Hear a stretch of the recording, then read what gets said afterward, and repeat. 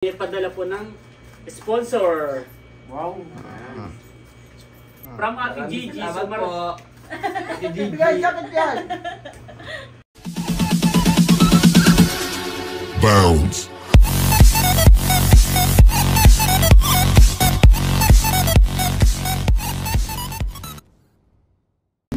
Kamusta mga kayami? Isang masaya at isang masarap na vlog na naman ang pagsasaluhan natin.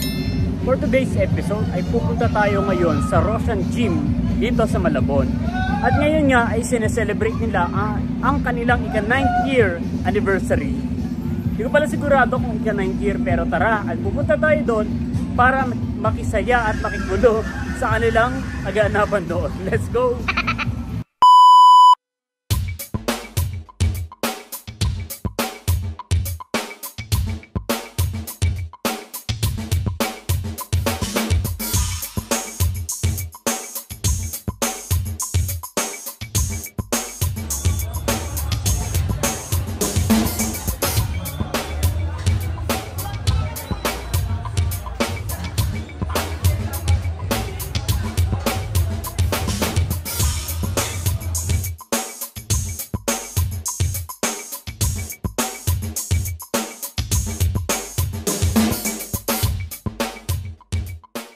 Ito pong Roshan Gym, yung halos buong third floor po ng building ay sako po nila. So doon po yung pinakang main, nandun din po yung counter, yung pinakita ko kanina. Tapos itong pangalawa naman po, ito naman po yung pinakang circuit area nila.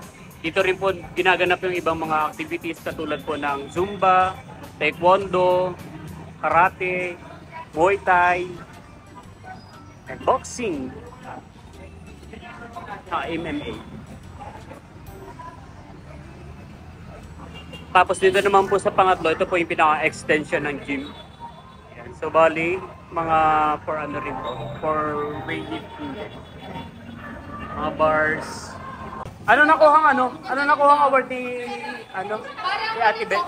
Optimal nutrition na bag. Adre. Ay, ang ganda. Ano yan? Loyalty award. Loyalty, sana all loyal. Parang gusto ko, akin na lang kaya ito. Parang nakadalawang bag ka ng ganyan. Ayan, siya po si Ate Beth. Yan po ay ka-gymmate natin dito sa Roshan Gym. Okay, well, thank you. Thank you. Congrats po.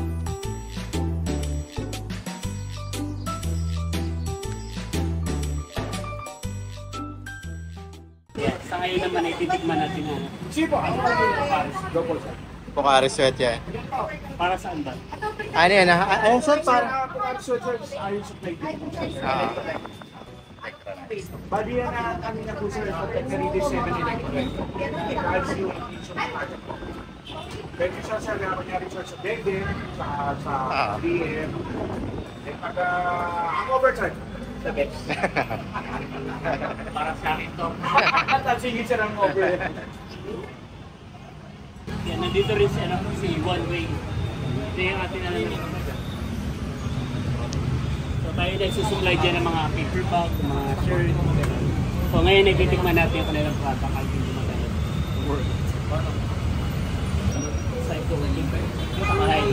Ito lang yung titikman natin. Kontihan mo na lang. Bakit nga ako dito sa pizza? Hello kayo guys,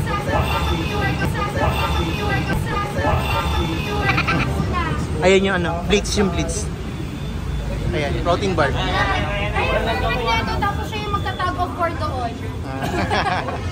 Ayan. Titikman din daw natin itong Blitz. Protein bar. It's 120 per bar.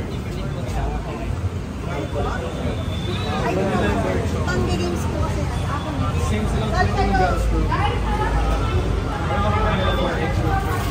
Snow addition.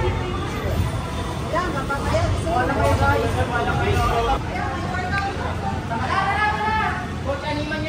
Yes po. Yan, meron din dito available na coffee. Tsaka snacks. So order po tayo ng yung vanilla latte na lang. Vanilla latte. Ice po tayo. Ice na lang. Ice. Tsaka po ano po itong nasa baba? Nasa gitna pala. Ay, sa gitna, paano issue po ba? Tapos ito po. Ito po is person po na meron pong cheese. Sige, ito na lang. Saka po isa yan. pala yung Royal Fruits Cafe. Sa outlet po kayo usually available, ma'am? Saan po? Luzon, Malabon. Sa Luzon, Malabon. Iyaano natin. Check natin yung pagtitimpla niya.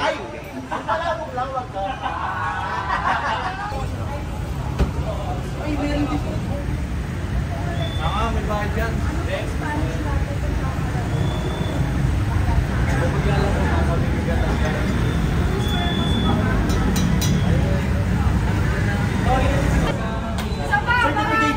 Certificate mo na.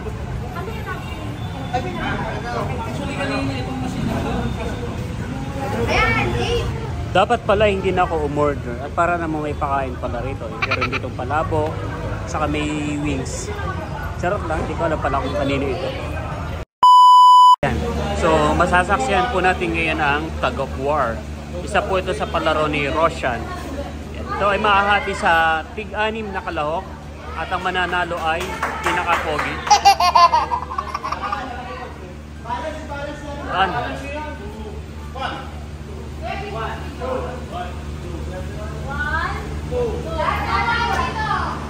Ang facilitator po ay si Mandy dahil isa po siya sa admin dito sa Roshan. Ayan. So si Ma'am Ella saka si Ma'am Lorraine.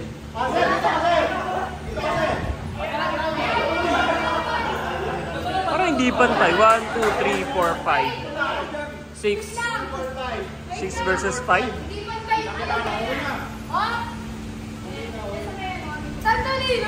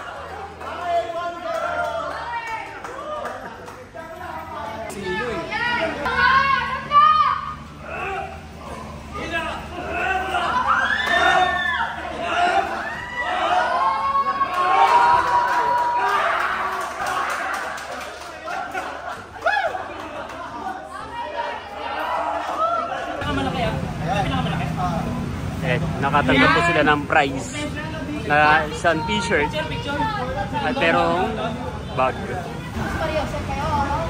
And yung mga natalo pala, sa kanila pala yung string bag. Tapos yung mga nanalo, sa kanila yung t-shirt. Guys, mga 1, 2,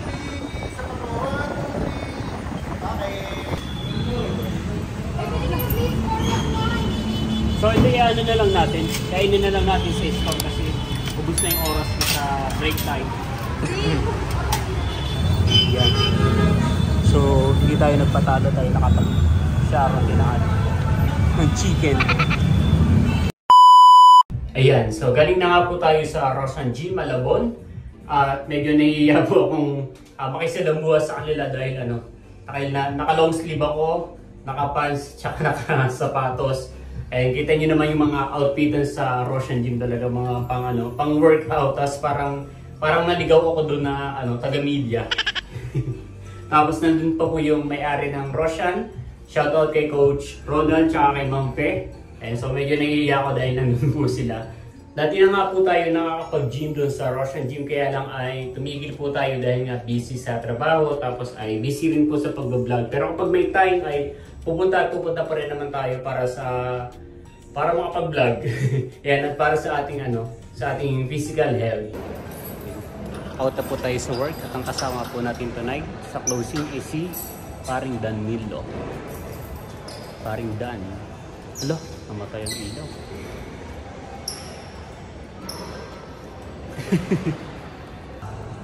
Yan, at nagsasarado na po yung nagsasarado na po yung iba pong mga tenant.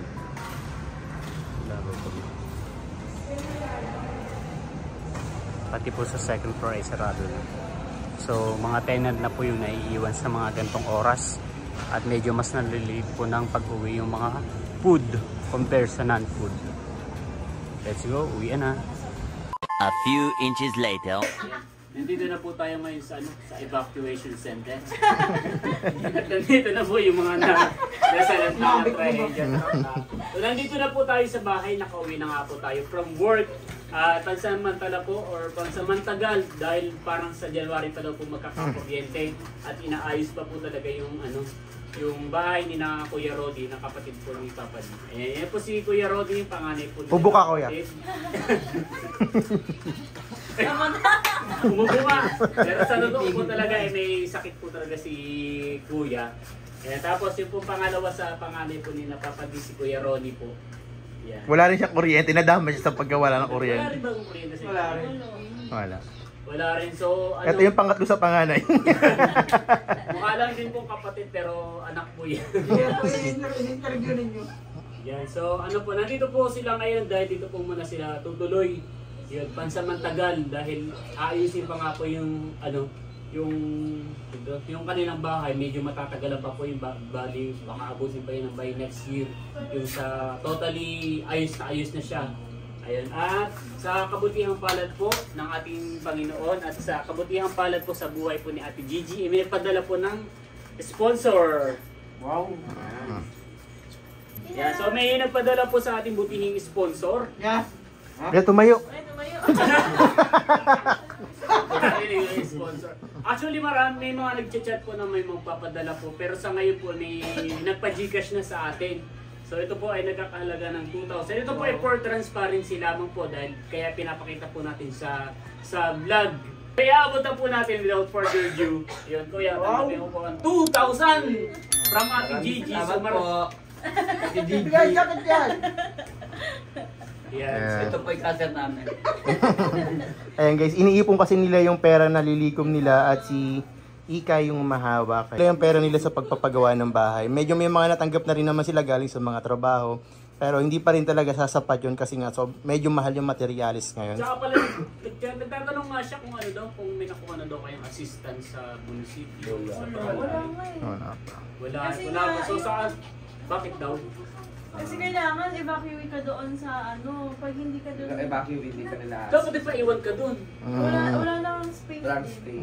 Punuan din. Doon kami galing. Ayun ang mahirap. Kaya dapat wala silang pinipili. Siyempre hindi naman nila kaya lahat kupkupin dun sa evacuation center. Wala, puro puno. Dito sa Katmon, wala na rin, puno na. Di 1,000.